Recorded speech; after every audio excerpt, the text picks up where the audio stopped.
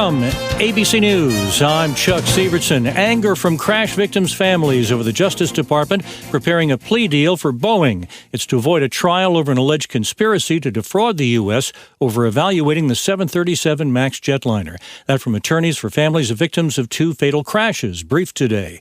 Boeing would plead guilty to misleading the FAA. Penalties would include $200 million fine. The family's lawyers call it a sweetheart deal with no accountability and will oppose it.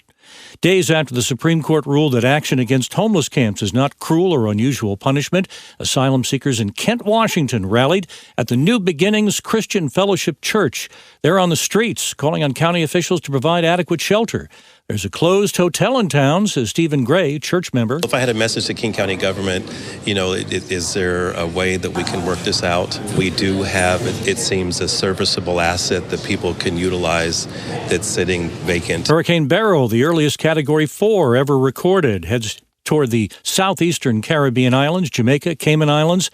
ABC News forecaster Dan Amarante. It is still way too early to determine if there will be any impact to the United States, but anyone along the Gulf Coast is going to have to watch this extremely closely and monitor all the forecasts, especially as we head into next weekend. Biden campaign spin on the debate was that while it was bad for the president, him dropping out would lead to chaos and a Trump win. ABC News senior White House correspondent Selena Wang. The polling so far shows it didn't really change the minds of voters very much. And I'm also told that if public pressure builds for the president to step aside, well, he may only dig in his heels more to prove them wrong. Rainbow-laden folks celebrating Pride Month today with parades in Chicago, New York, and in San Francisco. This parade goer. It's about liberation. It's about making sure that we're seen, registering voters. It's an election year, making sure that we get our message out. That at the Pride Parade in San Francisco. You're listening to ABC News. Making threats to join any war between Israel and its Lebanese proxy Hezbollah, Iran. Israel's foreign minister replying on social media site X that a regime that threatens destruction deserves to be destroyed. ABC's Jordana Miller in Jerusalem. The belligerent rhetoric comes as the U.S. fears Iran would indeed join Hezbollah in a future war, likely firing hundreds of missiles to try to overwhelm Israel's air defense systems. The U.S. concerned about a wider Mideast war. France has held the first round of an early parliamentary election, the far right potentially making gains. The second round is next Friday. Voter turnout unusually high, nearly 70%. Exit polls show the far right national rally with 34%, a significant gain. President Emmanuel Macron's centrist alliance and the new Popular Front coalition that leans left together pulling about 48%. Beating all cars and sport utility vehicles. A pickup truck has landed at the top of the annual J.D. Power Initial Quality Study. The study tracks reports of problems with vehicles right after they're sold.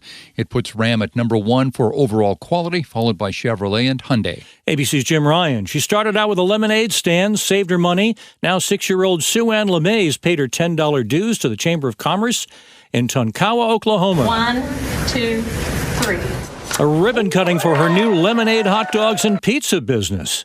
Chuck Sievertson, ABC News. This episode is sponsored by BetterHelp. This year is going by so fast. So what's something you're proud of in 2024 so far? Is there something you still want to accomplish this year? When life moves quickly, it's important to take a moment to celebrate your wins and make adjustments for the rest of the year. Therapy can help you take stock of your progress and set achievable goals for the next 6 months. If you've benefited from therapy in the past, you know how useful it can be. It can help you learn positive coping skills and how to set boundaries. Therapy empowers you to be the best version of yourself, and it isn't just for those who've experienced major trauma. If you're thinking of starting therapy, give BetterHelp a try. It's entirely online, designed to be convenient, flexible, and suited to your schedule. Just fill out a brief questionnaire to get matched with a licensed therapist and switch therapists at any time for no additional charge. Take a moment. Visit BetterHelp.com/update to get 10% off your first month. That's BetterHelp, HELP.com/update.